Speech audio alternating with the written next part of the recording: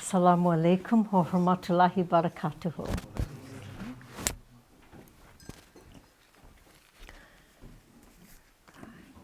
So we're gathered here to participate in a 1-hour counseling session. And this session is based entirely on the revelations of the Quran. The orientation is taken from the ayat that says, you, meaning you, all of us, you come with a driver and a witness, a saik and a shahid. So we know that we already are in this world with desires, motivation that drive us to lead the kind of life we do. And we have a witness within ourselves. So we are able to monitor our own actions. Then another ayah says that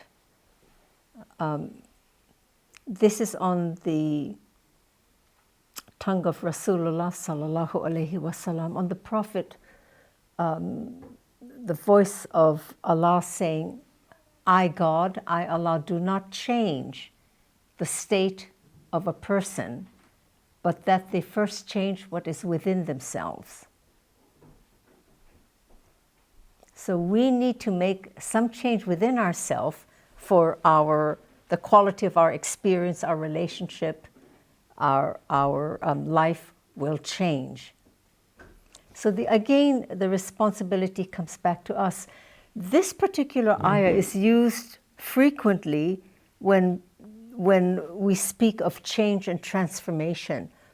And interestingly, there are two ways to look at this which are very, very important. One is that Allah or life does not change our station, but that we first change what is within ourselves. So if what is within ourselves is what is known as our primordial nature, or Fitrah. That Fitrah is already in the luminous state of unconditionality. In other words, we come into the world ostensibly tabula rasa, a pure slate, or at least with the potential to fully develop according to the intelligence of our genes and the way we are, the way that we are intended to be in wholeness and wholesomeness. So in other words, if we remain groomed and raised in a way that is healthy and wholesome and based with generosity, kindness, and respect for the other, then the statement is saying, the revelation is saying, then you will continue to have that good life unless you in some way go against your original nature. So that's very profound. In other words, we almost are given the gift of a good life if we don't interfere with ourselves. It's another way to state that. And then, of course, the opposite way of looking at it is in some way we have been conditioned, we have been programmed, we have been acculturated, not in a way that is natural to what I want my destiny to be, but society, other people's opinions, social conditioning that affect the way I behave. So unless I go back, if I so choose not to live my truth, but to live according to what society and other people dictate of my life, then I have in a way already gone against my fitrah. So in order for me to restore myself to health and wholeness, I would then have to change my behavior that has been conditioned and interfered with by the other, not my own truth, but responding to society, culture, and other influences on my life, social distractions, and so on. That's extraordinary. So in other words, we're caught both ways, and we're gifted in both ways. So there's always an opportunity to transform your life into the quality that you wish. And the third revelation is when Allah Ta'ala says, Kula yomen huwa fishan. Every day I am on a new affair. So in other words, at every moment there's a possibility for change. At every instant, something can flip and shift, and there is a new day for us. So it's total generosity that we're given in the revelation. So how can we apply that in a practical way? We can look at your timeline, and maybe for each person can decide, let me see if I can unpack this one event in my life, this one turning point, which I've never understood, or I felt maybe the world was unjust, I had nothing to do with it, and yet this extreme challenge came into my life, or I was an innocent bystander and a hurricane or tsunami or some event happened that totally shifted the direction of my life. Or maybe I made a choice to move to a new country, to take a new job, to marry someone, and it did not turn out, although I expended my best efforts. So if you would like to do that, then you might find the entire event resolved by the end of this conversation we're having, or we can just go through in a generalized way. Either way, there's benefit. It's, as I've said, totally based on prophetic teaching for us.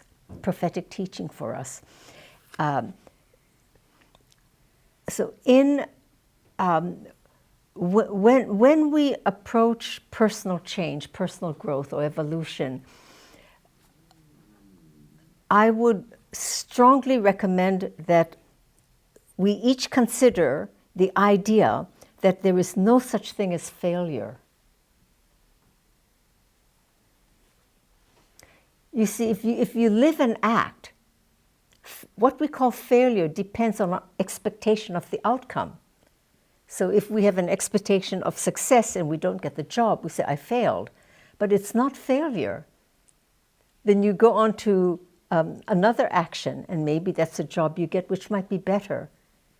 So the idea is, let us try to use language that motivates and encourages rather than causes us to be stymied in one place. Hope rises eternal in the human breast. So we are born with hope. We are born, otherwise that's what gets us up in the morning, out of bed every day. So there is no such thing as failure, only a life lesson. I learned something. I can do better the next time. All right. Because that shift, what that shift does when we let go of words that connote what we would consider negativity or failure, is using words that are associated with non-achievement, causes your adrenaline to flow, and this creates stress, and this creates also possible harm to your whole system of health. But if we say, I learned something valuable, and I'll never make that mistake again, and this time move forward with that extra bit of knowledge in my toolkit, then you're releasing what? Oxytocin. Then you begin to see warmth and positivity. You exude dopamine, which is the happiness hormone, serotonin, which balances and makes you feel uplifted. And how wonderful is that to go out into the world, you know, being propelled by all of these happy hormones. I mean, this is what's happening in each one of us. You know, it's not a cosmology out there on the wall. It's walking with us and living with us and breathing with us. And it's free. It comes with who we are. I think it's just so amazing how this universe was set up. It's so elegant. And we're given the instruction for it. The map is the Quran. We're given the map on how to read this. So there are 4 steps whenever we confront a challenge that might be useful. The first one is, and it's an Arabic word, astaghfirullah. Let's take any example.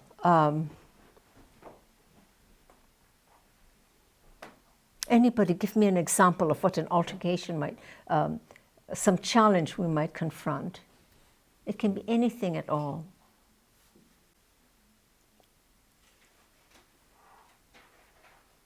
Shadia?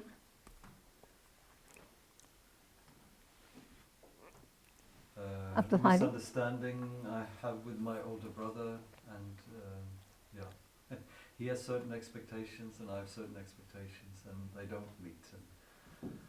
And I might become irritated, and he can become irritated, and yeah. Yeah. So some kind of a quarrel might ensue, and you might think it's his fault.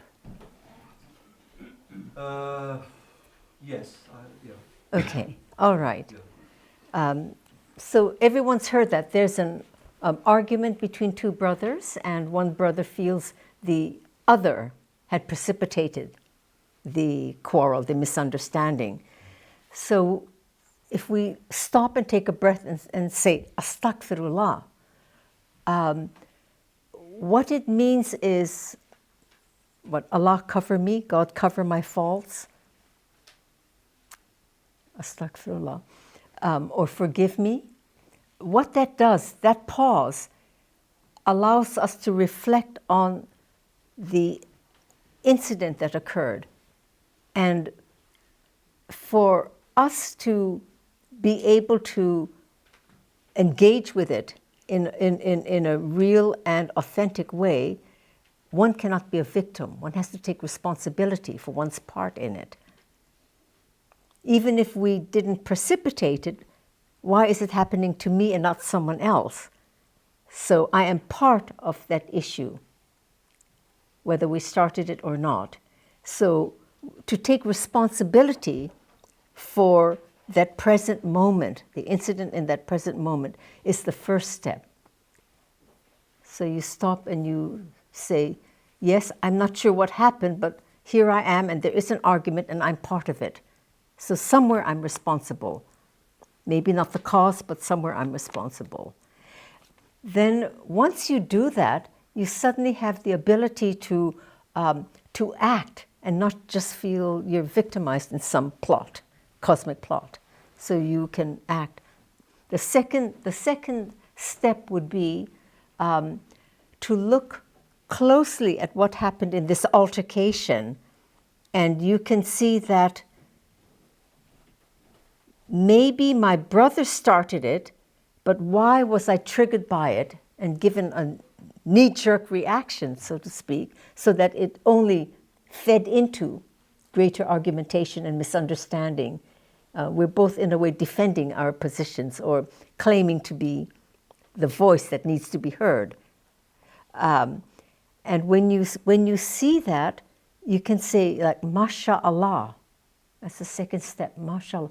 It translates what Allah wills, but we're not using Allah as some external agent in the sky, you know, running the show for us. What we mean by that is, since Allah is all and everything that is, we can witness things exactly as they are. And what has happened is that the brother might have said something that was misunderstood, so it led into heated argumentation rather than peaceful exchange. And how could it be, when you see the pieces, when you see the cause and effect, because this world is based on cause and effect. When you see the causal relationship, you say, MashaAllah, of course, I've taken responsibility, so I'm no longer just defending myself or judging and blaming, but I can step back and I can witness, I can look at this, and I see, yes, I was part of it. This is the dynamic that occurred. This is what happened exactly as it is. Someone triggers and there's a reaction. So the MashaAllah is you're able to see what's in front of you without judgment and without blame. You may still feel someone's to blame, but if you can step back and for that moment witness what's happened, you will see the dynamic interplay. Then when you do see that it could not have happened any other way because of the nature of the two brothers who at this moment tended to react rather than to respond, then you say, SubhanAllah, how perfect it is. It's perfect does not mean good. Perfection does not mean good. Perfect means it could not be any other way than it has been. It's like a perfect fit. It's not neither good nor bad. It's just that that's exactly how things go together. And the key to that is to look at cause and the consequence, cause and effect. Cause and effect. If you don't water a plant, the effect is the plant dies. If you water a plant, the plant thrives. Cause and effect. So by removing judgment, we can see how things relate in this situation. And when we see that it could not have happened any other, if it could have happened any other way, one of you would have stepped back and said, I'm sorry, I misunderstood. But it didn't happen that way because both did not have the presence of mind to take a breath and step back. So that's the perfection. Seeing the two actors in this role acting out their nature at the moment is perfection. Is perfection. And if there were peace, it would be perfection too. This is the only to understand witnessing perfection is probably the only way to see that there can be justice in this world. We'll elaborate on that in a moment. So we say, when we see the fit, the perfection, then we say, SubhanAllah. Of course it's going to happen. I go to Thailand on holiday and they say, please don't come for the season. We expect tsunamis, tidal waves. And yet I go and there's a tidal wave. So what we're saying is that when there is an inevitability of events, we look and we can see the perfection in it, and you say, SubhanAllah. I mean, this is what it is. And the fourth stage, the fourth tool is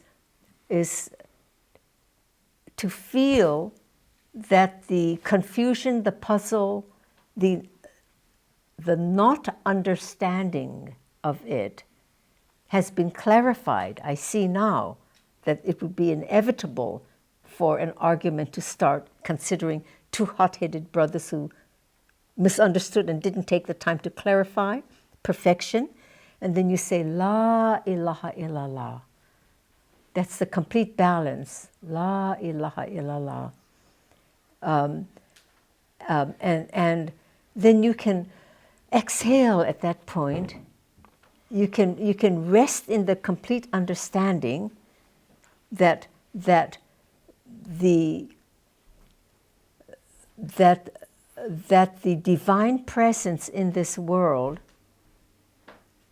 God in this world, there's no God but God, there's only God, and with that comes justice.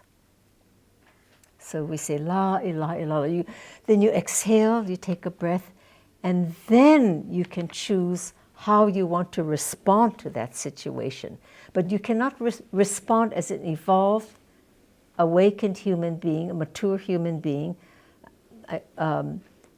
without recognizing your role in it. By acknowledging your part in what had happened. So four steps. It's the fourth dhikr of Allah that we do when we gather for nights of dhikr. So the first, astaghfirullah, take responsibility for your role in the present incident, and then look closely without blame or judgment to see how this altercation or how this event occurred.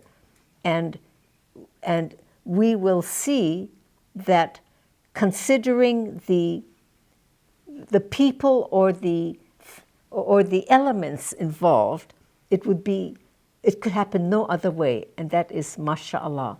It says what Allah wills, but it doesn't mean that God made it happen. No, we made it happen. Masha'Allah, we made it happen. Then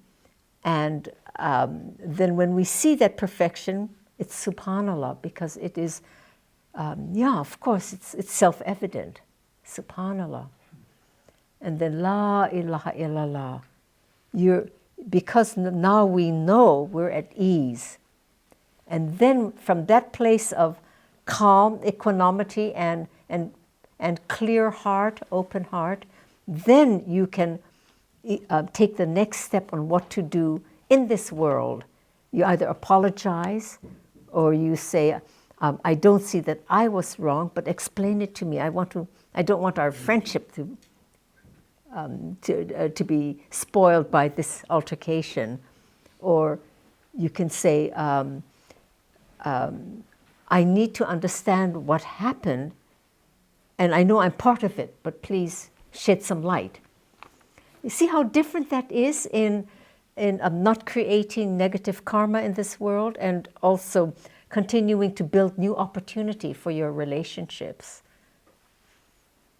At this point, let me, if there are any questions, because this is perhaps a slightly different way of looking at the four dhikrs, and maybe we can unpack it for greater understanding or acceptance.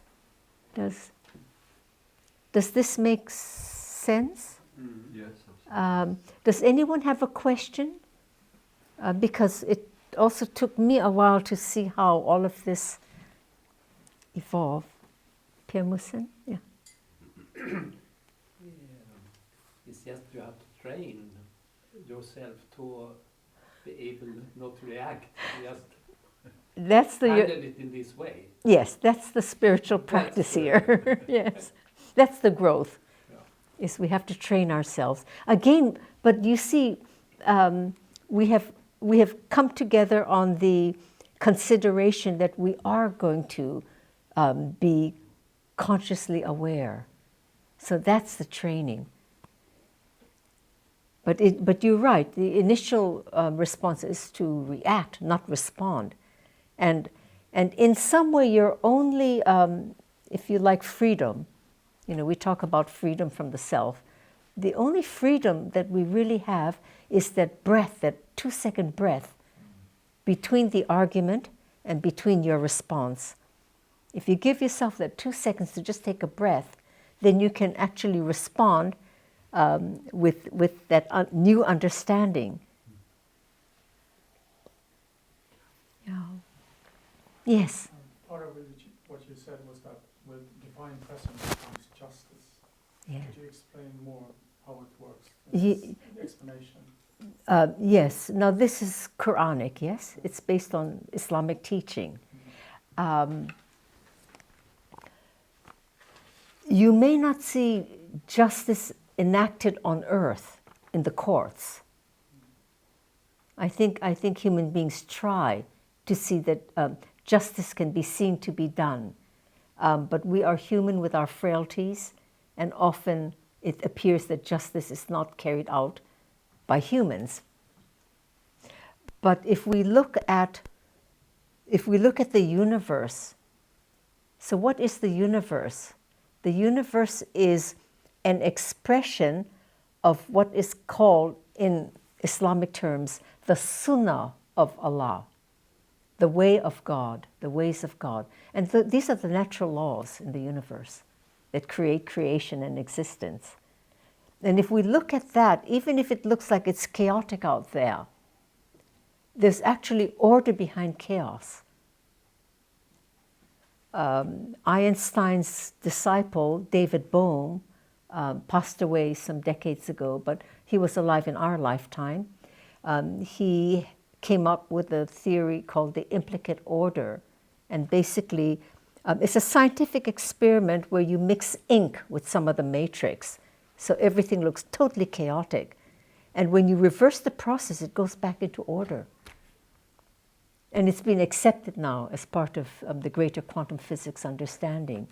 It's beyond me, I'm not into physics, but I understand what he did with the experiment. So that was an indication, and both Einstein and David Bohm believed in God, or at least an orderly universe.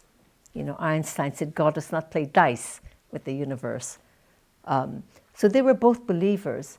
And what that meant is, even if we do not understand, there is an order. An order means justice. That means there's no whimsy in who gets hurt or who is rewarded.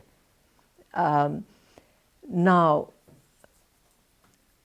if you live in Hawaii and there is a volcano that's been erupting for close to 40 years now, before many of my family were born, it just continues to erupt. The land expands and the rest of the lava fall into the ocean.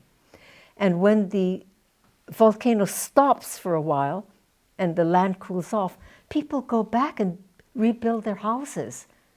And then another eruption comes and the houses get covered again. So what we're saying is, if you are consciously awake and you see the workings of nature, you would move to another island where there is no volcano. And that's the justice. Someone would say, why did the innocent people die in the volcanic eruption? There were warnings and they did not move. The justice is that the justice that exists is that we were given an intelligence, and we were also given knowledge of the world out there, which we call science. And if we apply it, then you will avoid extremes on either side.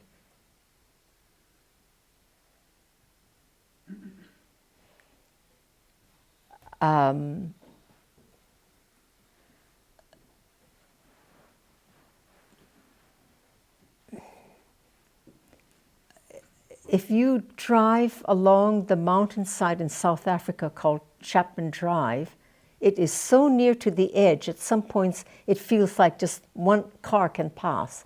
So if you veer either to the right, you'll fall off the mountain. If you veer to the left, you will run into the cliffside, the mountainside. So the intelligent person who is awake and aware will drive in the middle of the road. And that's your safety. And the Quran calls this Ummatan Wasatan. We are people of the middle path.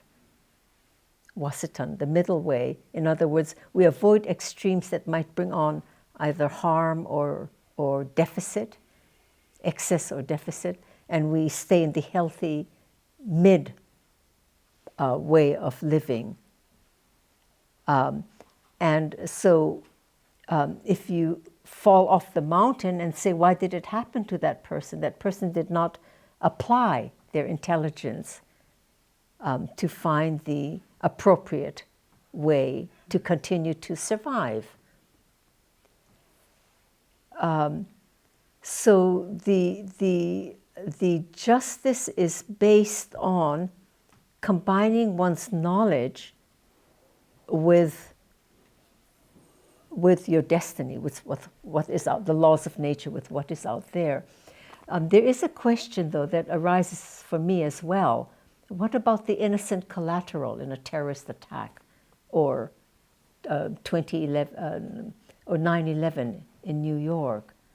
How do we account for someone who seemed to be just in the wrong path of harm when something happened? So I have no answer for that. But what I do have an answer for is to me, ultimately, God is a mystery. I mean, all we have are the attributes of God: the love, the generosity, forgiveness, nobility, friendship, and so on. But ultimately, you will never see God, because Allah says in the Bible and in the Quran, "Lan tarana," to Moses, "Thou shalt not." Moses said, "I want to see you, Lord," on Mount Sinai. And God answered, "Thou shalt not see me," in the Bible. And in the Quran, "Lan tarana," you will not see me. Because it's transcendent, beyond this world of space and time. So there is ultimately a mystery. I don't know why the innocent sometimes, there's no answer. You can't find justice in it. But if I take on the goodness that God has given me on good living, healthy living, on knowing that the angels protect us, having evidence, experience, the miracles, then I have to take the whole package. I cannot say I choose this part of God, but I leave the rest aside. So I accept that there is justice, that this world is founded on justice, even if I don't always see it. And it's a personal struggle within the self to come to a place of belief or acceptance or trust. So what I would say is, I often see injustices in South Africa now, where I live. And I weigh that against all the incredible goodness that has come to me through a commitment to divine presence in my life. And it's not a contest. You know, someday I may, who knows, who may be inappropriately in a wrong place. So we try our best. And as I've said, truth comes in a package. We cannot pick and choose. So that's where, for me, I accept, even if I don't see it or understand, that at some level there is justice. Can we answer for this question about, you say, like our life contains many chapters, and this life is just one chapter of so many. Yes. So we didn't see the whole story. It counts, maybe. That is true, but I think we're going to want to know in this life. But you're right. I mean, there's only infinite life, so you go through different dimensional existences. That's quite. I accept that. But I think we want to know in this lifetime, don't we? That was your question. Yes, or yeah. Justice. Maybe we have preconceived understanding of what justice is. Whether it's just divine presence in itself is justice. Or is that what you're saying? Thank you. Because we're conversing on man-made definitions of justice, and you just flew over the whole dialogue, and this is really where the heart has its truth that mind knows not. So thank you for that. Did you all hear that? Please say it again. We have preconceived understandings of what justice is, and maybe the divine presence in itself is justice. Yeah.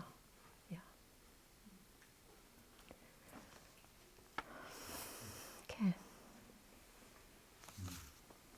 Thank you. Thank you. Well, we have our 4 tools now, 4 statements, and this is much more on the level of giving you a cosmology or a map on how to engage with any of the challenges, or if we want to say problems and issues in our life. On a adjacent level, we can apply the 4 in the following way, and it's a very effective way to actually rid ourselves with feeling those unwanted responses of either guilt or anger or unhappiness or any of the emotional states that are not necessarily healthy for us long term. It's always good to be healthy, angry, have anger short term, but not to let it precipitate and fester. Because short term anger allows you to move. You want to change something that's not correct in your vision. Otherwise, yes. Like short-term stress is brilliant. I mean, otherwise we'd never get up in the morning. But it's long-range festering states that we're talking about. So how does that apply? Astaghfirullah, we see an argument and we immediately have a reaction. We have a reaction. If you're human, you have a reaction. You either like it, dislike it, it's pleasant or unpleasant. So the first tool that you apply is take responsibility for your feelings in that present moment. Okay? If you feel upset, angry, annoyed, irritated, something is unfair, take response. That's what I feel. That's my response, my interpretation of what happened. You must take responsibility and acknowledge that you feel that, otherwise nothing changes. Otherwise the blame always goes out there. No, it's their fault, they did this. No, I felt upset, I felt feelings of anger.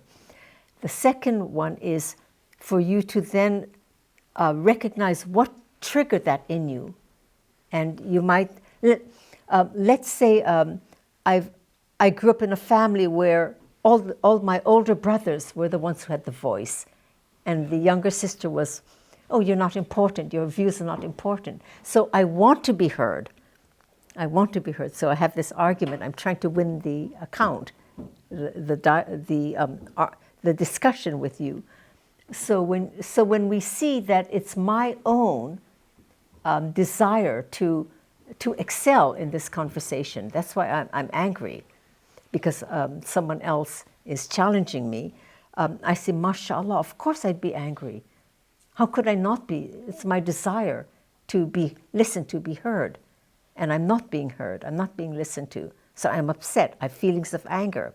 Mashallah, of course, that's a natural result. My expectation isn't granted, I'm upset. Then we recognize that, we take responsibility for that feeling, and then we say, Subhanallah, I brought this on myself. Do I want to live like this, always feeling upset and angry when it does not go my way? No, I don't. That's subhanallah, I have a choice. Subhanallah, I have a choice. And then you decide how to act so that you can change your habitual reaction into a more mature, evolved way of responding. And that's when you can exhale and you know you've evolved, you've grown out of one habit into something much more mature, evolved. And that's the La ilaha illallah. You see the mercy of God and the idea that I can celebrate that I've overcome a shortcoming. So the first stage is to take responsibility for your feelings in that present moment, and then to see why it is that you have that trigger reaction. And the subhanallah is, I never want to go there again. I don't want to be this type of person. And so you make a decision to change. And And that's your one freedom for the moment, is you have been able to let go of a norm, a habit that doesn't work, and to take on a new, healthier way of being. So it's a celebration, really, that relief and relaxation. So one is a cognitive way of seeing things, and sometimes it works, and if it doesn't, get to the feeling state, because when you put your hand on your body and say, I'm angry here, or I'm hurt here, it brings it alive, and then it's easier to discharge, let go of it. You try it and see if it's useful. Try it and see if it's useful. The fundamental, the key on which all of this is predicated is the idea that you actually are responsible for the life you lead, for everything happening in your life. It does not mean that you were responsible for the hurricane that happened, but you are responsible for the way that you are going to respond to it. Do I just, sit with complaint and blame that the weatherman didn't alert us, or do I just pack up and get clarity and a new safe position? So it does not mean that you are responsible for everything that happens in your life, but how you respond to that is where you play your key role in improving the quality of your life and oneself, even more important than one's life.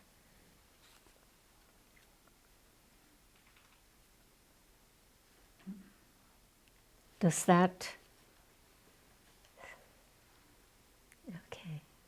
Yes. How can you be responsible for what happens when you have no control?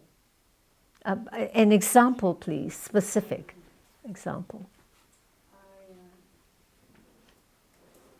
Outside circumstances that I have no control over. I can't control them. I can take responsibility to an extent, but it's not me that it's an outside influence. You're speaking about the weather? No, I'm talking, you see, a problem from outside your family that comes into your family. You are not responsible for it, and you can't control it, and therefore what you can do is quite limited. What you can do is, sorry? Quite limited. Oh, quite limited. Yes, sorry, limited, yeah. Yes. I can't be responsible. No, you can't be responsible. And the first thing to ask oneself is, why am I then involved in it? And the answer may be because I love my family member who's being affected by it. That could be an answer.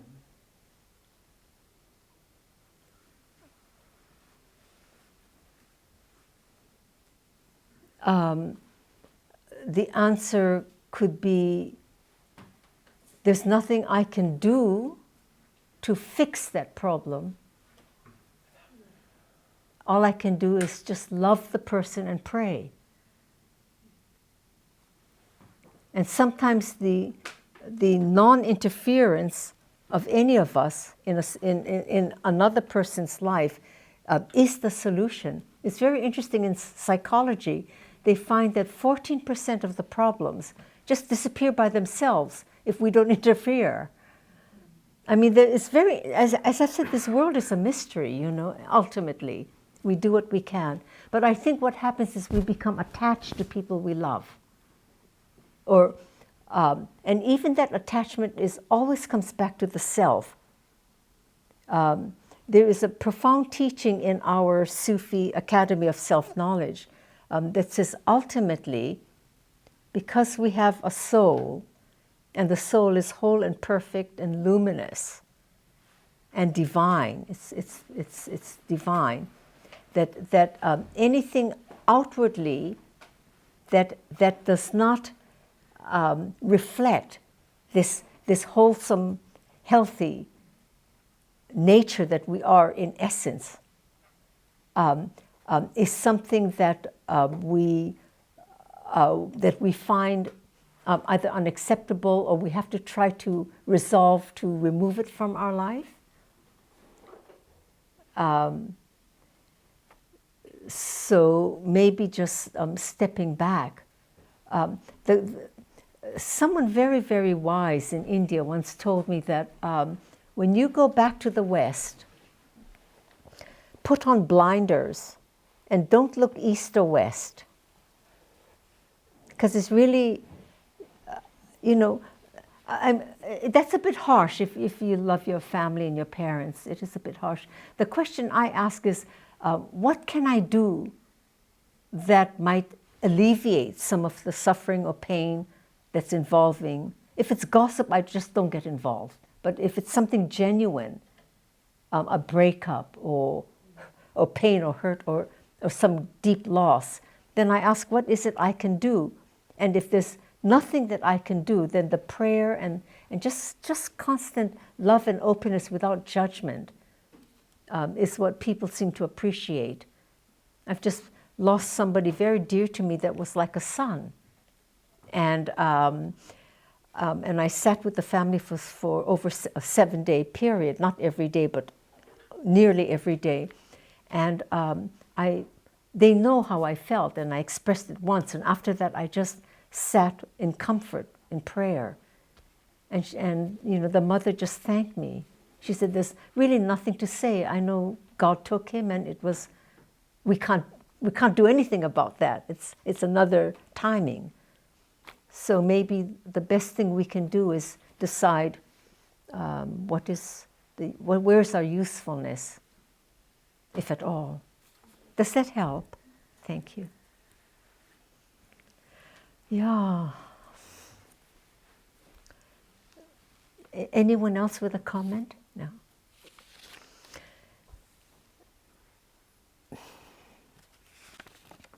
Did anyone use this process on one of your events in your timeline journey? Does it seem to? Yeah, that's good. It's a very clear system going through something. And although Maybe speak a little louder so we can. Although we missed the beginning, we came in. I was thinking, I missed the bit that I wanted to hear, but I've just heard it. So. Yeah. Yes, it was repeated. Good. That's right. Good. And it works. This process really works. Yes.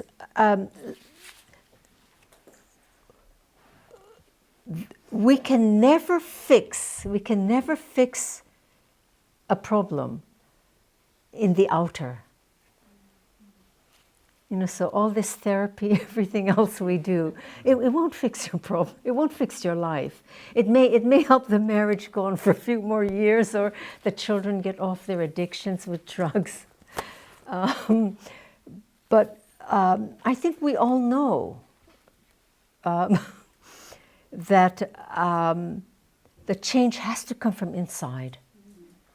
There has to be some shift in your heart and your consciousness that will allow us to see, almost with the eye of Tawheed, what we're talking about. See the bigger picture. We let go of identifying with the individuals involved, even if it's ourselves, and look at the interplay of what nature has put in front of you, and then you can see, if I continue to always want to be right, this will never end in my life. So friendship and love is more important to me than being right. So if I'm appropriate all the time, it's never an issue of being right. If I'm appropriate and correct in my transactions, my courtesies, then I've already removed the possibility of too many altercations. And this is how we grow and take on what we consider the attributes of the higher, generosity and kindness. Yes? I don't know if it fits in the context, but every time I have a kind of argument with my wife, I'm feeling irritated or Right. angry. So I go out Mm-hmm. and I go for a stroll. Mm. And the first round is often when I still feel very angry or irritated or whatever emotion that is. Right. And second maybe it cools down a bit. Mm. And third round I have as a rule to ask myself that how could I have changed anything in this particular scene? Mm-hmm. So I go my third and fourth round thinking about the same thing. Mm-hmm. That's good. Yeah. And 100% until now, I realized that there is something that could have changed. Mm-hmm. One example would be, say for example, that I cooked a dinner Mm. for the kids, Mm. and I know the kids eat by 7 o'clock, Yeah.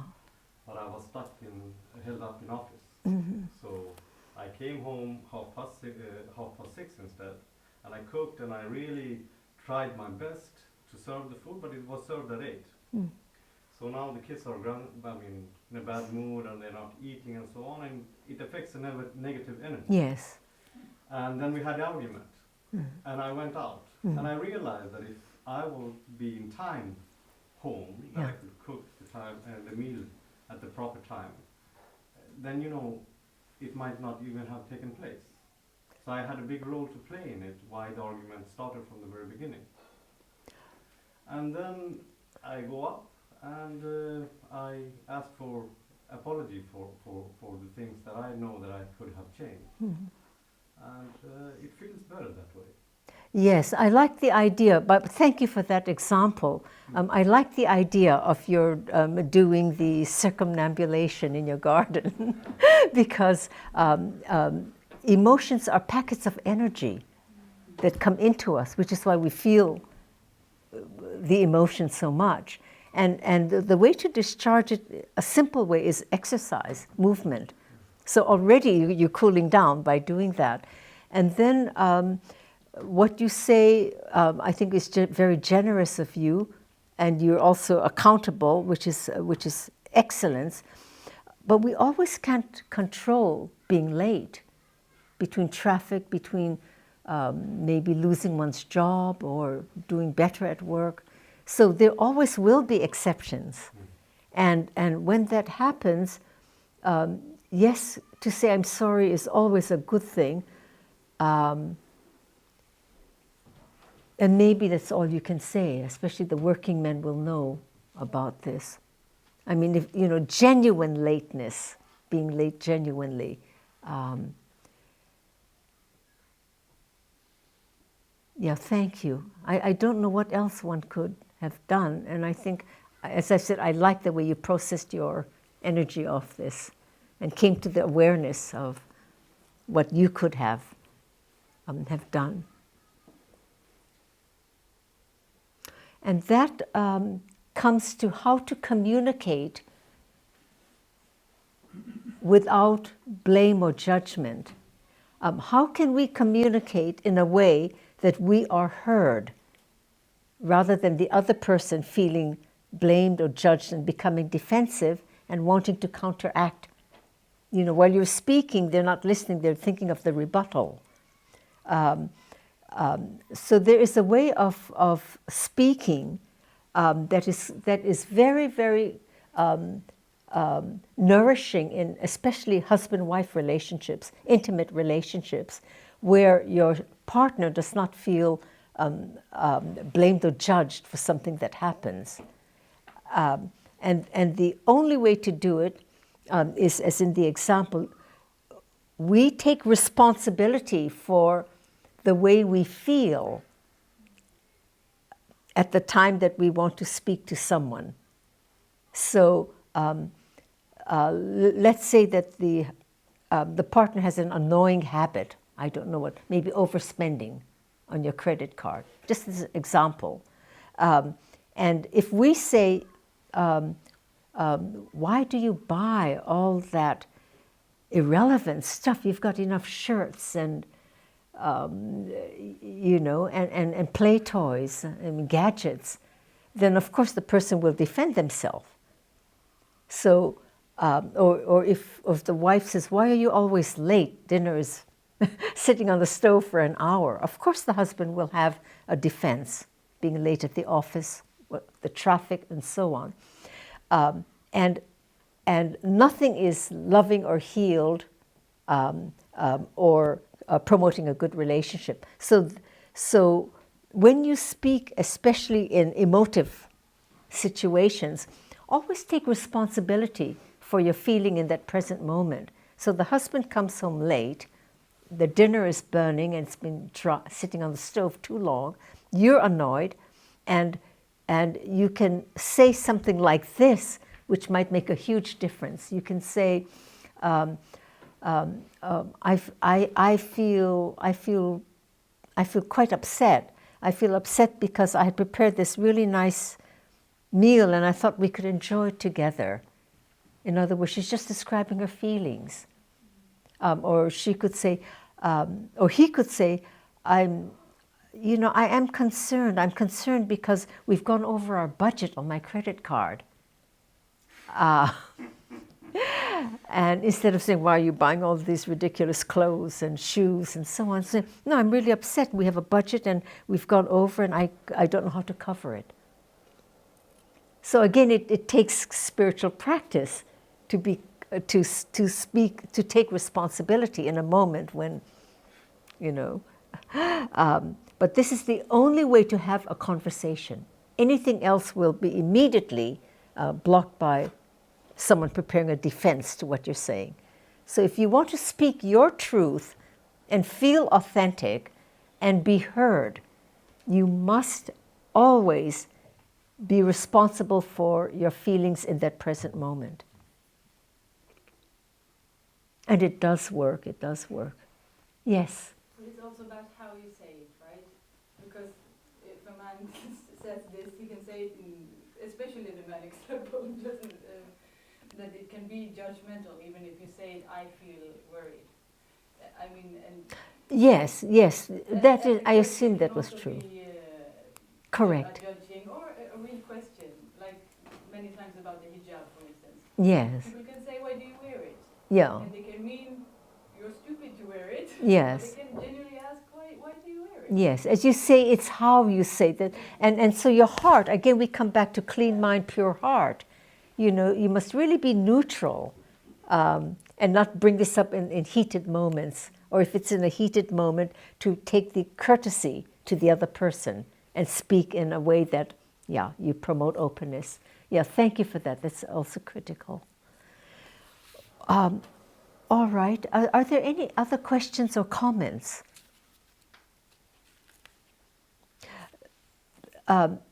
This has been used by many, many clients and friends, and I can tell you that it works, but it must come from a place where the person sincerely wants a better quality relationship, or a better quality life, or a better quality circumstance, their own growth, their own... They want to escape the potholes of old habits that we all fall in sometimes too often and say never again. When you reach that point, then change can come quite quickly. Yeah. I speak personally from experience. I mean, what do you mean? Is it working this 4-step process or this way of speaking, or is it? It's one. It's one. This is all about the way we speak, and the process is all about taking responsibility. Because you are the only one. You are the one who is feeling it in this way or thinking about it in this way. The wife with the credit card may feel nothing at all. It's you who have to bring up the conversation. So it is about the way we speak, how we speak it, and taking responsibility for speaking. Yeah.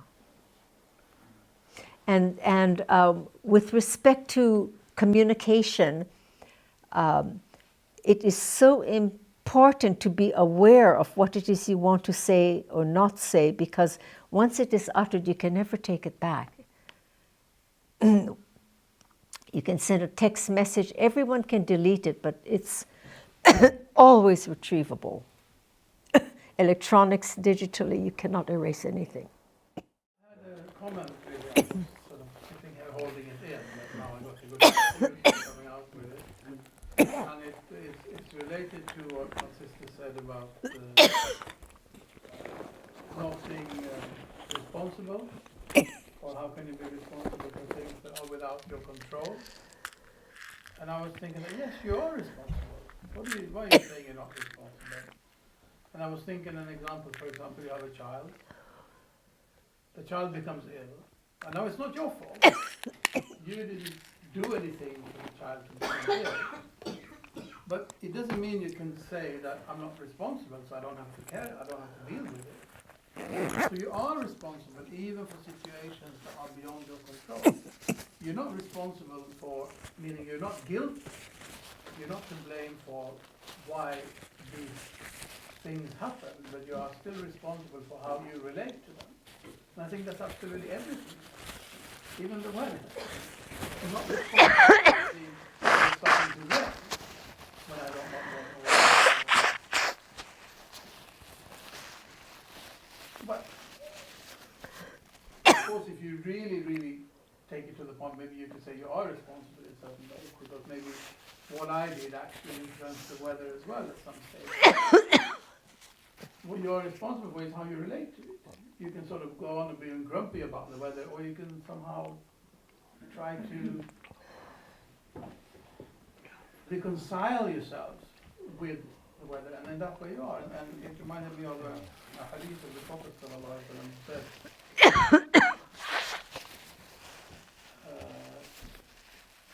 لا تقل لو أني فعلت لكان كذا وكذا ولكن قل قدر الله وما شاء فعل فإن لو تفتح عمل الشيطان. So the Prophet said, so the Prophet said that, don't say that if I did so and so, then that and that would have happened. Meaning that you cannot sort of start thinking that, well, if I had done differently, then something different would happen. Well, yeah, maybe it would, but you didn't. So it didn't. Like, there's no point in mulling over that which happened, because it happened. And in that way, because it happened, that is the proof that it was bound to happen. It could not have been otherwise. And that's maybe a little bit to your question about justice as well, that some people are innocently punished in this world, whether it's the eruption of a volcano, whether it is a terrorist attack, whatever it is. But my way of sort of dealing with that is thinking, well, it was inevitable. It had to happen. Everything that happened from Big Bang until now conspired to make that happen, involving, to a lesser or larger degree, choices made by individuals who had been granted by God the faculty of free will. So we are collectively somehow responsible, maybe, but there is, you cannot say it is not just or it is unjust. It happened. Then we do not see the connection. We cannot understand this amazingly intricate series of causes and effects, this whole fabric of reasons for why something happened, but we can accept that it did happen, and it had to happen. It doesn't mean, as you said, you take the value out of it. It doesn't mean it is good or it is bad. It just is. It's beyond duality. It's beyond duality. And thank you for raising the qada wa qadr issue, because that goes very closely with what is being discussed here. And it comes back to the point of is there justice in this universe? Sheikh Fadlallah wrote a book called Decree and Destiny, and it is very full in its explanation, and it's a tremendous book. So if you have an opportunity to buy the e-copy for like 5 pence, but read it, because it will liberate many of these kinds of questions that I tend to ask myself, that we raise in these conversations. But in summary, this is the position of Islam of revealed voice of truth on the whole issue of justice, decree, and destiny. Does man have free will? And so the Imam answered Bain Bain, yes and no. Yes and no. That means we have limited free will. I can choose to sit here and talk or take a nap. You can choose to sit here and fall asleep or to listen. So we have limited freedom. We can choose to go to, Hawaii or Alaska. No one denies that, take this job or not. But let's go deeper into this whole idea of freedom or predestination. So as we described earlier, what we consider the decrees, the sacrosanct, sacred decrees in the universe are the laws of nature, things that are immutable and cannot be changed. For example, these are the examples used, like basic chemistry. I mean, Au will always be gold, and gold is always a certain property. So we can look at maybe the cycles of the planet. We don't know if they'll change, but we live as though the sun will rise in the morning. So we accept this. The other decrees tend to do with subtler things like what happens meteorologically, that suddenly there will be an earthquake, there will be geologically an earthquake, there will be a tornado, a hurricane, a rainstorm. And many times the instruments we have cannot measure all of the forces in the universe, so we're unexpectedly hit by a cyclone. Now, taking that to a human level, my health. If I wanted to be in optimal health, I would have to know every single state of health of every system in my body, cellular, thyroid, livers, kidneys, and so on. So let's assume that I did have that knowledge. Then what happens? I may be missing vitamin C. Everything else is functioning and in optimal condition. But the vitamin C levels are low. So I take vitamin C, and lo and behold, I'm in glorious health. The problem is we do not know everything about what is needed.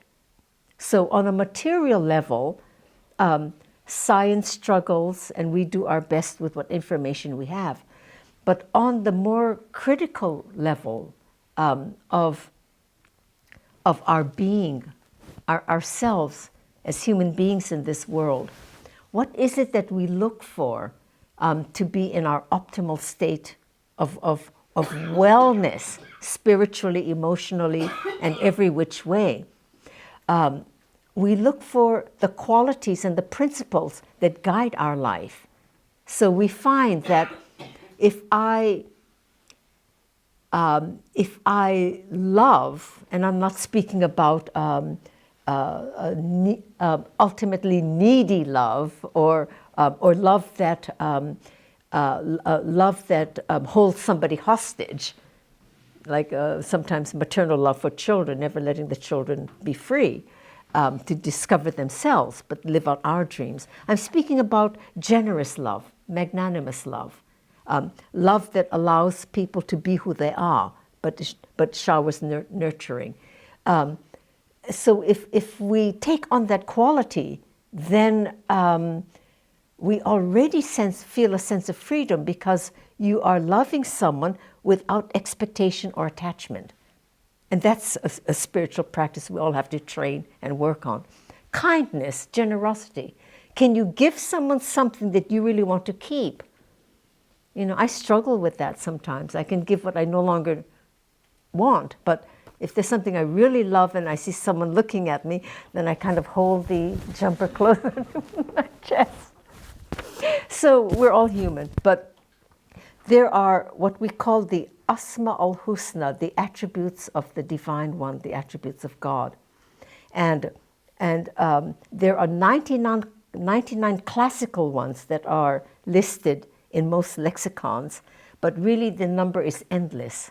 the qualities of God are everything. So let us say that we take on magnanimous love, we take on generosity of spirit, kindness, we take on life, what is life-giving, wholesome, forgiveness, empathy, friendship, and we begin to inculcate in ourselves, imbibe within ourselves, all of these qualities that make someone that we may know saying, he's a very saintly person, or he's the purest person I've seen. I've never heard anything out of his mouth that hurt anyone.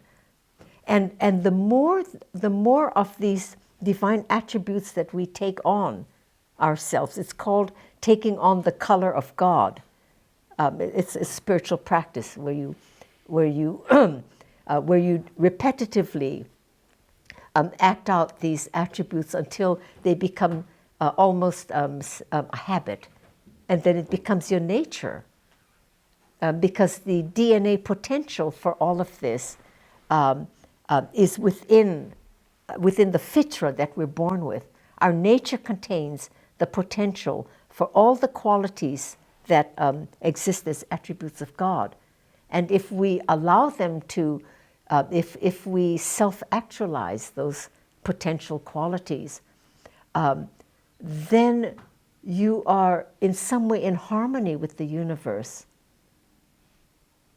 You know, your intellect is not clever mindfulness. It's not using your mind cleverly, but it is the light of the intellect that just connects you with what is going on both visibly and invisibly. We become subtly aware, consciously aware. And the same thing with love. We extend it and we recognize that we can never own anything in this life. So we become very refined in these qualities. And the ultimate sense of decree and destiny is you will have the ultimate destiny of goodness in your life and fulfillment and meaning if you allow these attributes within yourself that's in your DNA to become part of, to become who you are. And this is looked upon as justice, because when you have that experience of just the boundlessness of feeling unconditionally love, because if you unconditionally love someone, you get it back from the universe, you get it back from people, and you get it back from life itself. Whatever your inner state is at that moment, whatever your inner state is, the world reflects it back to you. And the opposite is true. We get up on a morning where we're crabby and irritable, then the taxi driver doesn't even want to take us on a trip, and your friends avoid you in the corridors. So we know that. We know that that the world reflects our own inner state. So in that way, we create our reality. And therefore, by taking on these divine attributes and becoming a healthy person, a kind person, a good person, you feel so connected in the harmony of the world and with humanity. It doesn't matter who they are, friend or foe. You see beyond. You see beyond the outer surface and connect on a very deep level, and you belong in the universe. You're at home.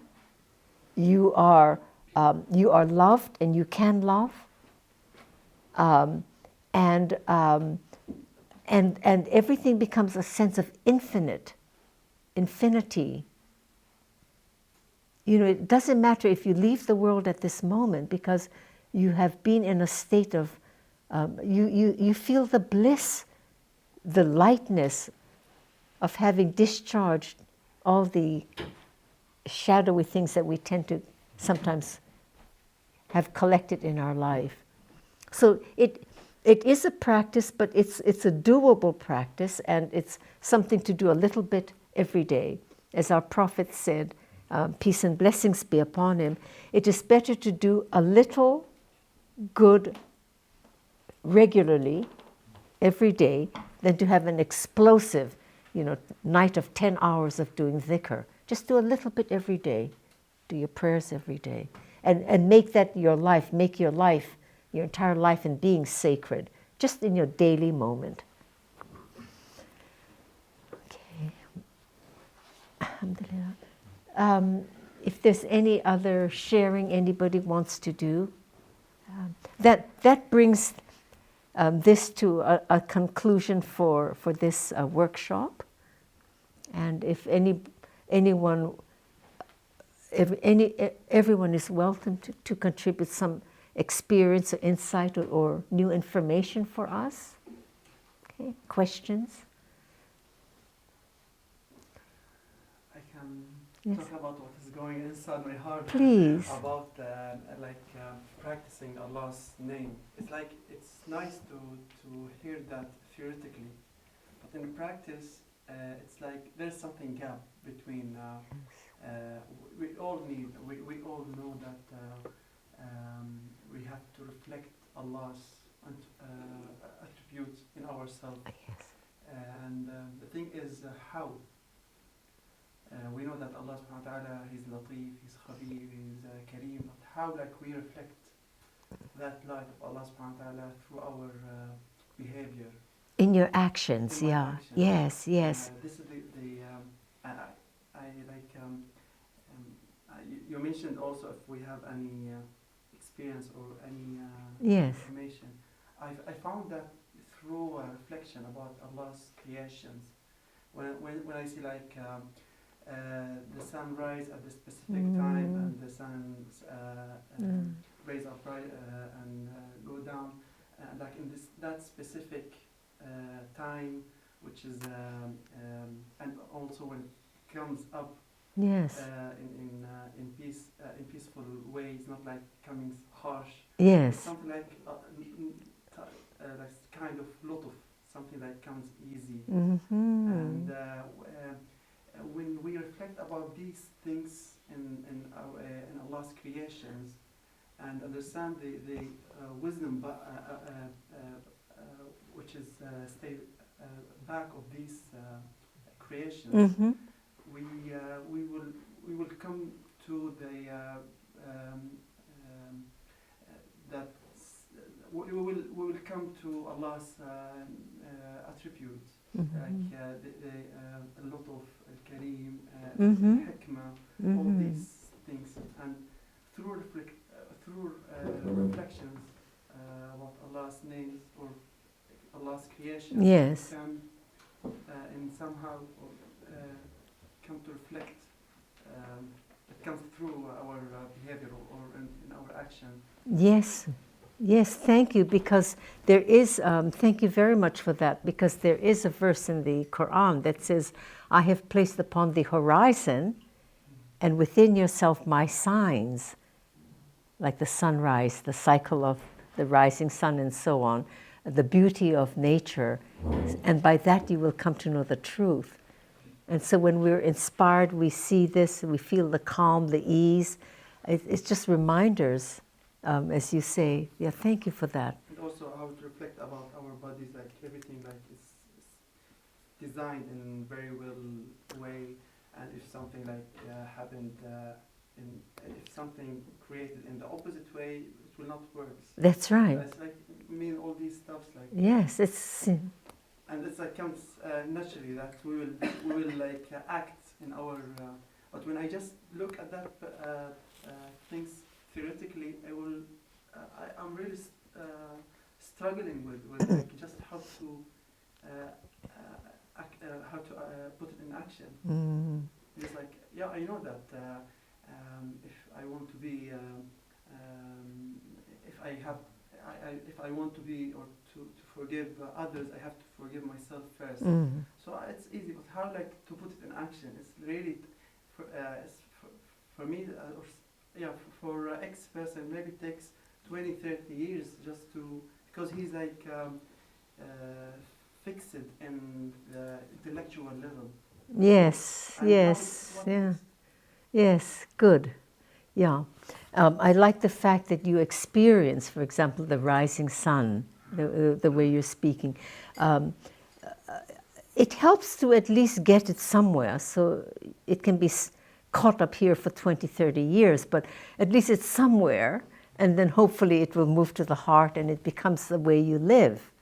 But you're right, it has to be more than that. And this is why these walks in nature, coming to Osa, with the sea, the beach, these hills, the fresh air, is part of the conference, because you can, I mean, you just look out the window at dawn with the rising sun, and you already feel blessed, isn't it? Something happens. Another addition I'd like to make is one practice that helped me a lot, because intellectually and also experientially, I grew up in a place in this world that's actually called paradise. So I was born in paradise, and then I came to the rest of the of existence. So in Hawaii, there was so much beauty, and everything, nature was part of you. You couldn't separate, because that's all there was, little islands of nature, natural beauty, that I easily could accept that, that everything was sacred, had divine spirit. But to help me remember that as a practice, I began to do what I call the Allah breath. So when I am sitting here talking or meeting with friends, what I'm doing constantly, even in my sleep, because I sometimes wake up and I'm still doing it, is I do the Allah on the in-breath, out-breath. And if I'm alone, I can do it aloud. If I'm with people or right now talking, I'm just doing it sublingually, quietly. And it's breathing in and exhaling.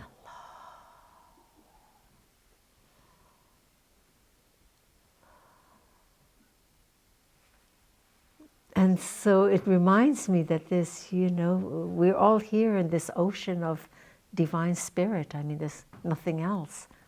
So things like this, and you'll come up with your own way to do it. That becomes an easier reminder on an everyday basis. So I don't separate the practice. I try to make practice be part of just of everything we do. I mean, look at this. Who could have thought to design something like this? I mean, if you never saw a flower, how would you begin to think there could be something like this? And the color. Geometry. I mean, and as you see, the whole body is a miracle. The whole body is a miracle. Biologists still do not know how we see. They can't explain the eye. You can explain natural. See, to me, evolution, natural selection, is part of the divine plan.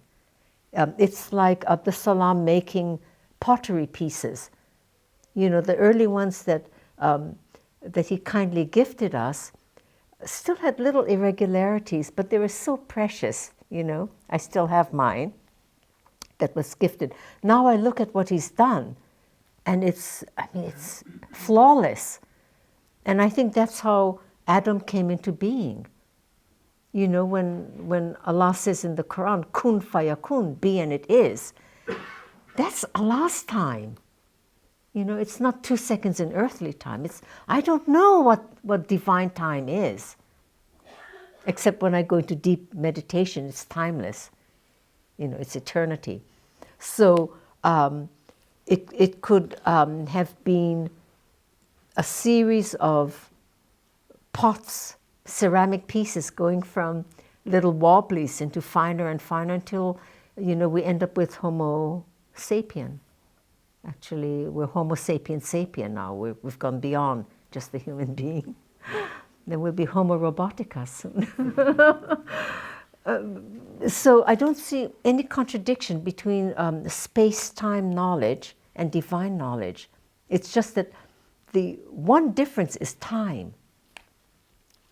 I mean, when you think about it, the only difference between when we speak spiritual mysticism and we speak earthly events, it's really time. And it's in the Quran, the people in the cave who woke up and said, is it 200, 300 years that passed? Because when you enter another state of being, time loses its reality. You can go into meditation or dhikr, and you return to the room and you say, only 20 minutes have passed. It seemed like a lifetime. And time only moves in one direction, which is another clue about who we are. Most things can reverse itself, but not human life. How would you see the role of meditation or dhikr in this process of becoming more aware? Meditation and dhikr is a powerful tool to move beyond any of the little shadowy bits and the rust that we might be carrying, from past hurts or misunderstandings. And when you reach that place of emptying out, it's so peaceful, and you feel so really liberated that you yearn for more of it, and that's how we move into our cleaner mind and purer heart, is by that. Yeah. So it's essential, yes. Yeah. Some people do their meditation just going in nature. Others do it what they call the flow, by physical exercise, running marathons, long distance running, and you just forget everything because you're so overtaken by being in the moment. It's quite extraordinary. Sport can give that to you. There are many sports people who are very, very spiritual because of that. Yeah, so meditation is valuable, dhikr is valuable, useful. Right? Thank you. Allah. Assalamu alaikum. Thank you. Thank you so much.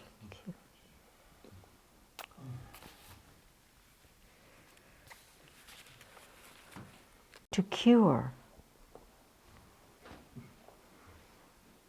Do you all want to get up and maybe have a bit of a stretch? This is going to be very short. The how you can facilitate healing within yourself, cancer and many other conditions. It's based on real life experiences, and we can do it in 5 minutes if you want a break, or we just do it now and complete it. Shall we just finish it? All right.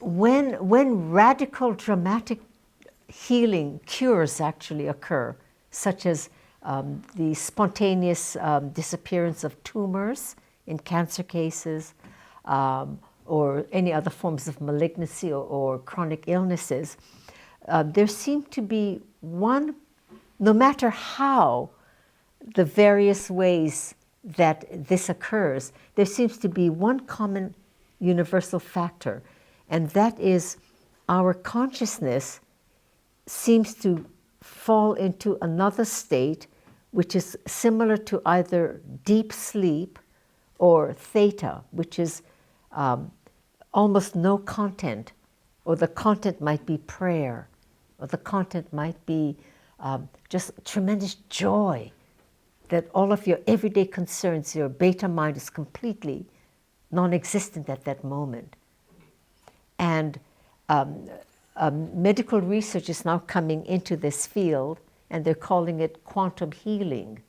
And what they mean by quantum means it's a shift in consciousness.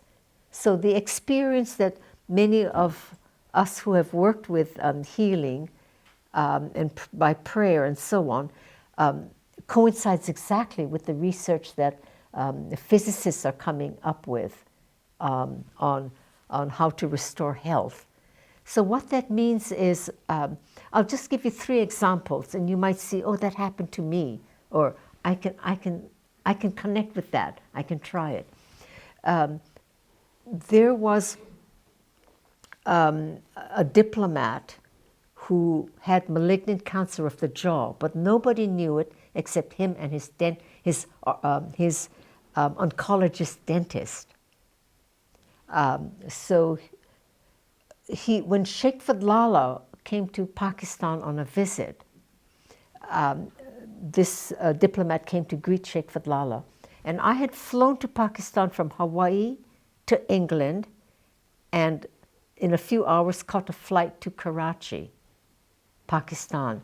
So I was in the air for about 2 days, and totally out of my mind. So nothing was important. I mean, I just had to be sure I could unpack my bags and take a shower and so on. So I had arrived in the house, and suddenly the representative in Pakistan for Sheikh Fadlallah, Dr. Zegum, so he's a medical doctor, was witness to all of this, knocked on the door and said, Sheikh Fadlallah has a visitor and they simply want you to join them for tea. So as I walked down the stairs, there was Sheikh Fadlallah sitting back to the wall, Said Brohi, the diplomat, sitting on one side, and 2 empty places, one for Dr. Zegum, one for me. So as I came down, I saw these 2 hands in golden light around the jaw of this strange visitor, like this, glowing. And the first thing it looked like was, you know, these Catholic Christmas cards where the hands are praying. It had that same features. So I said nothing. I was, as I've said, totally almost zombie walking. I sat down, we had tea, and in 20 minutes the gentleman said, I'm leaving now. Could Sheikh's wife say a prayer? And then I sort of woke up, because no one ever asks me to do anything if Sheikh Fadlallah's there. So I said a prayer, and all I said was, God, have mercy on us, make us stronger believers. Something platitudinous, just basic. And he left.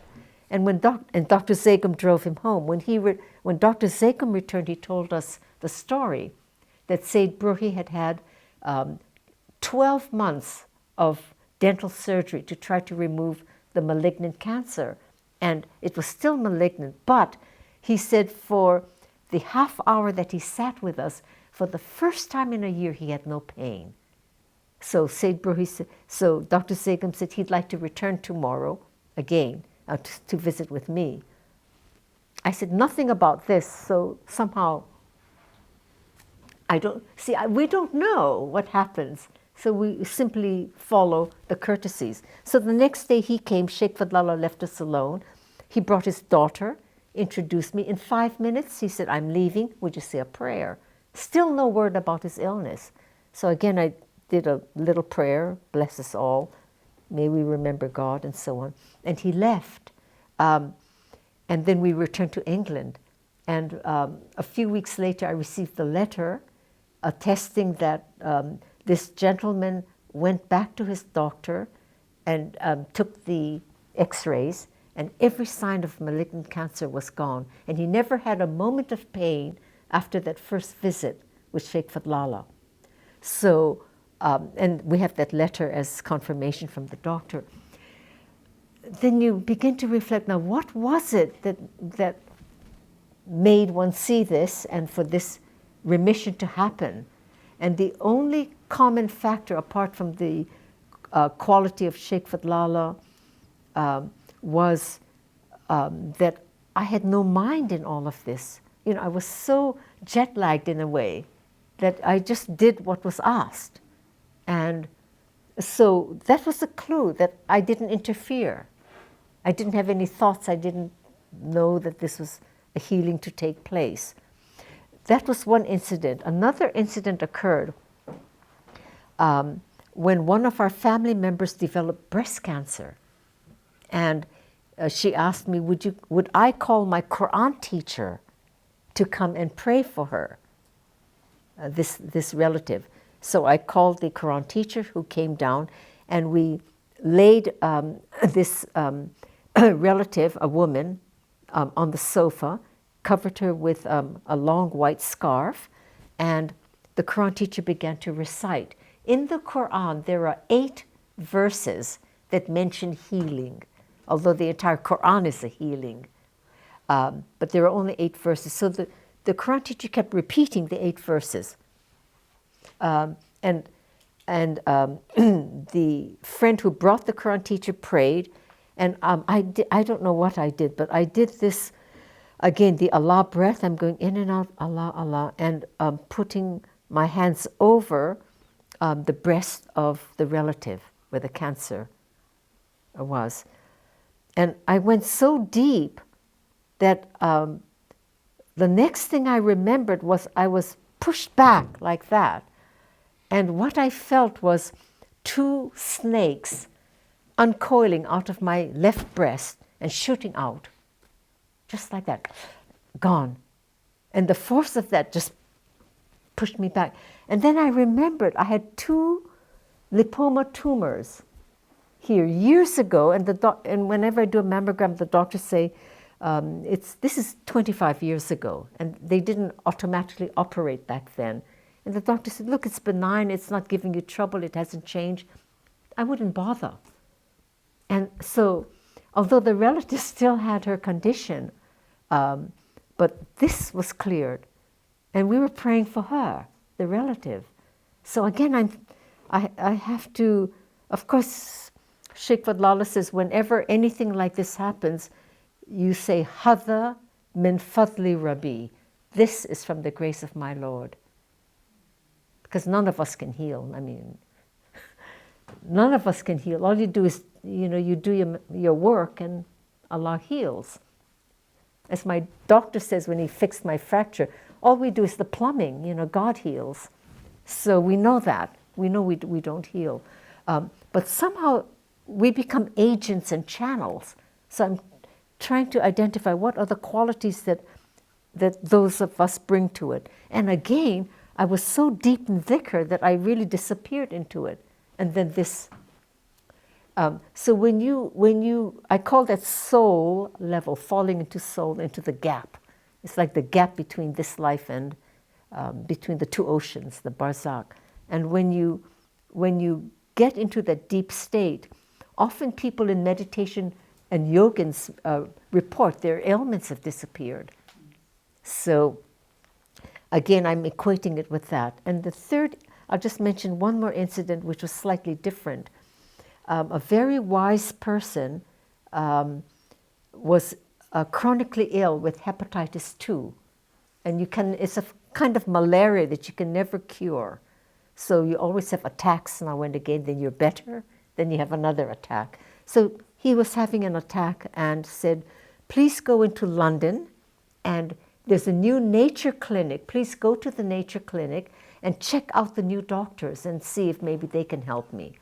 So I left Kent, England, and took the train to London, and it was about 7, 8 at night, unpacked, and I was about to go to bed when suddenly I said, why am I going to see these doctors? I can heal him. I can heal him. Now, this isn't me talking because I know none of us can heal. So when you hear something like this coming out of you, then you know it's not you. So again, I began to do the Allah breath. And what happens is I visualize the person's face. And again, I just, with my eyes closed, go into deep meditation and do the Allah.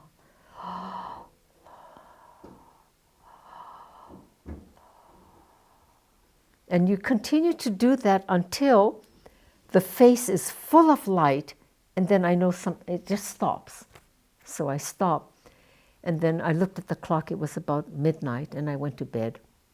The next morning at 7 o'clock, this person telephoned and said, the remarkable thing happened last night. He said, you entered the room. He said, I had such an attack. You sometimes want to hit the wall so hard because that pain dissolves your attention to the liver pain. So he said, it was a terrible night, and suddenly you came into the room with your hands like this, and you were shining in light, And when you approached me and you put your hands here, I suddenly swooned and I'm up and the pain is gone and we don't need the doctors. So again, it was that deep meditative state. And now the research is discovering that healing occurs in the theta state, which is that before deep sleep, before you completely fall asleep. So we just share this, that you can do this. And we had a few Quranic healing sessions with the community, and people have reported, I've had varicose veins, every year an operation to relieve, and for the last 5 years I didn't need any. I'd go to the doctor, I didn't need surgery, and different kinds of wellness and conditions. So,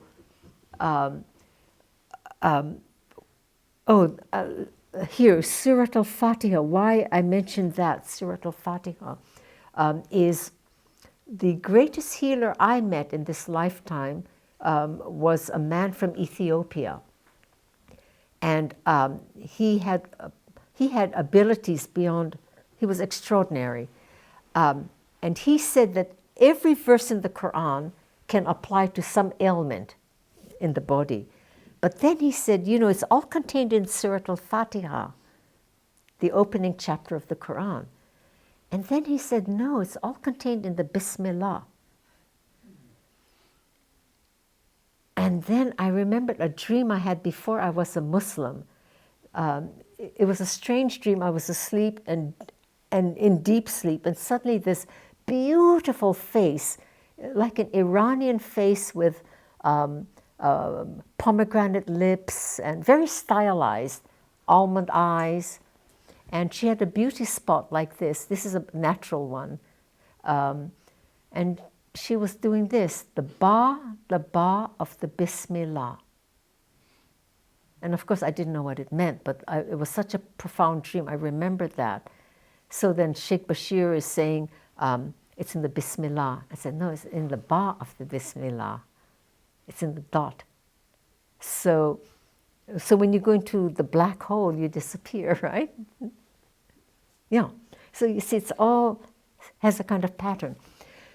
So one night we were in London, and one of Sheikh Fadlalah's hostesses, who organizes gatherings for him, had a large gathering only of women. And there must have been about 40, 50 women there. And Sheikh Fadlallah gave a talk on Surah al-Ikhlas. And Surah al-Ikhlas comes from the word khalasa, which means to finish off. It means you don't exist anymore. So ikhlas has become to mean sincerity. You're so sincere that nothing else exists. So he gave a talk. Surah Ikhlas is Kul huwallahu ahad, Allahu samad, lam yalid wa lam yulad, wa lam yakul lahu kufuwan ahad. Only God. It's the only verse in the Quran that speaks only of God and nothing else. So he gave a talk on that. And by the end of the talk, we were all so inspired. You know, you could see everyone look like angels. It was so beautiful. Then the hostess comes up with a lady and introduces the woman. And the woman says, I am deaf.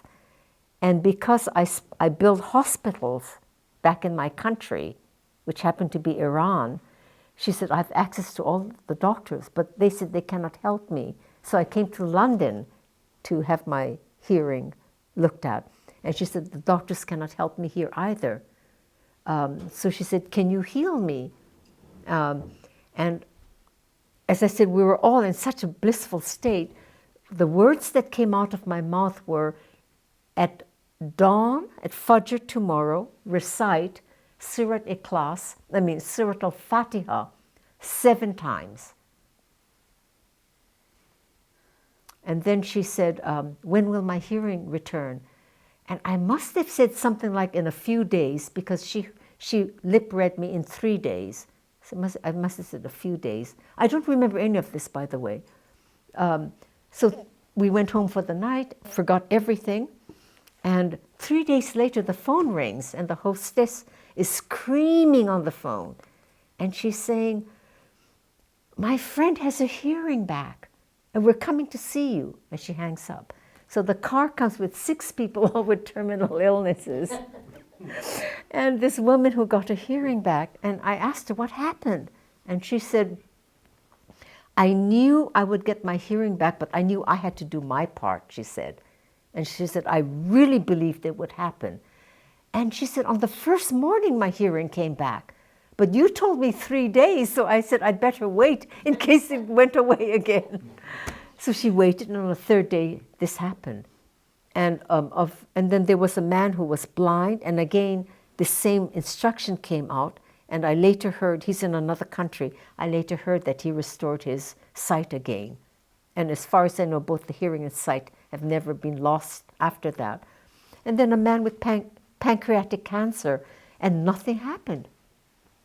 No, I mean, you know, nothing came through. And I said, please go back to your doctor. He's your best help.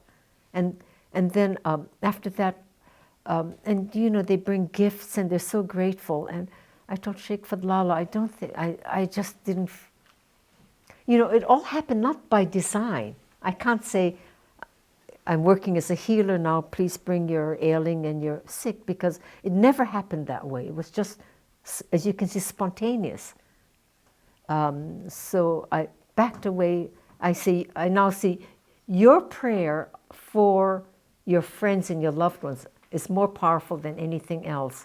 And pray and go deep into meditation. But every so often things like this do happen. And so the common, the one factor that seems to exist in every case is for us to just lose ourselves. You know, just surrender. Just go deep. Let yourself rest in the gap. Fall into the gap. Just whatever it takes. Just let go, and allow yourself. Because as you fall asleep, you do go deeper and deeper, right? Naturally. So do that in meditation. Just allow yourself to fall into that place of you just giving up any effort and control to the only one who is governing this entire universe. And then something can happen if it be the will, if it happens. And I think that is also why the Quran is called the Shifa, the book of healing, is because if you really read it, all these answers are there on.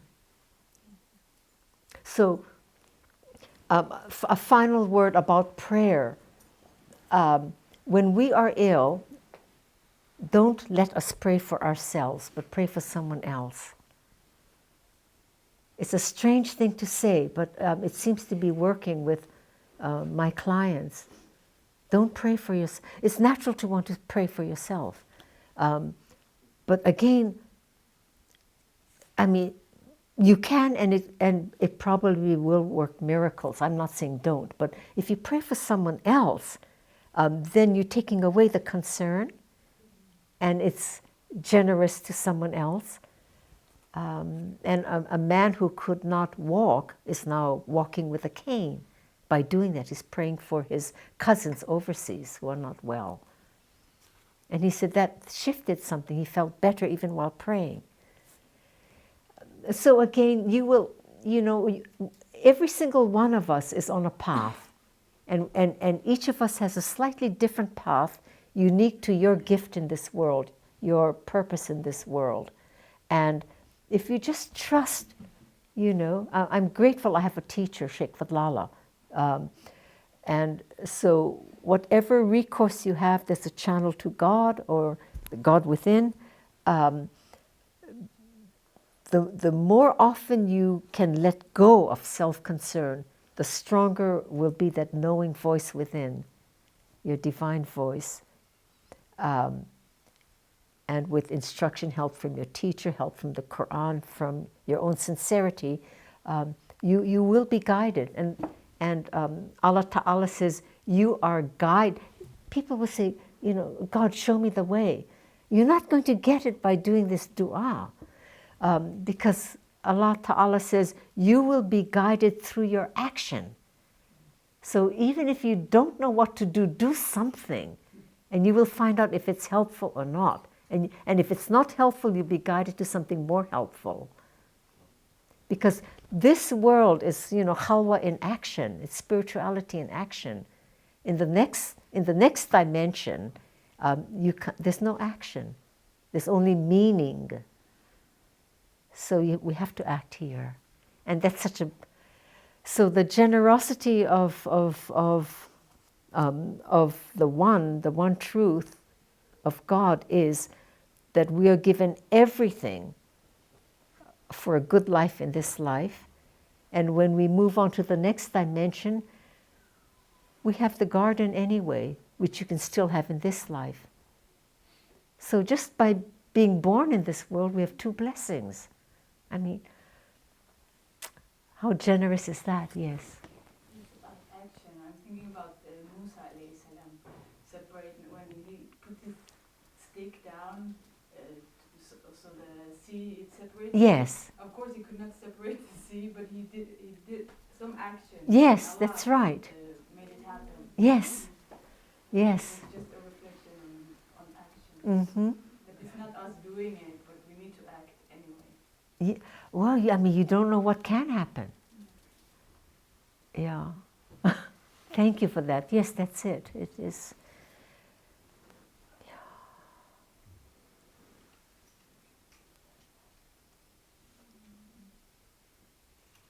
And and finally, the book of the Quran itself, is a guide for happiness in this life. So, joy, contentment, and happiness are written for us. It's inscribed in the DNA, so we're born with that potential. The spiritual path was not meant to be one of deprivation. No. So we need to take the gift and really have a good life. Yes. It doesn't mean there won't be challenges. There are challenges, and they are sometimes quite extreme. But how differently will we address and deal with the challenges if we know that we are not the problem? We are not our biographies. We are not what's going on around us in our life. We are this pure light of soul, and from that place of serenity and wholeness, you can then more easily deal with the challenges in your life, because you're not stuck in the problem. You're able to witness and stand back and see it. It's knowing how much easier it is to give advice to your neighbor about how to raise their children than it is to raise your own children. So you can witness your own child and say, I love the child, but I don't accept the behavior. And the child knows when it's loved and it hurts the parents to discipline them. The child knows that. Okay. Alhamdulillah. Thank you. Yes. Shall we do the al-Fatiha? Will you lead us, Sheikh Muslim? Or? Bismillahirrahmanirrahim. Alhamdulillahi Rabbil Alameen. Ar-Rahmanirrahim. Maliki yawmiddin. Iyyaka na'budu wa iyyaka nasta'in. Ihdina as-siratal mustaqim. Siratal ladhina an'amta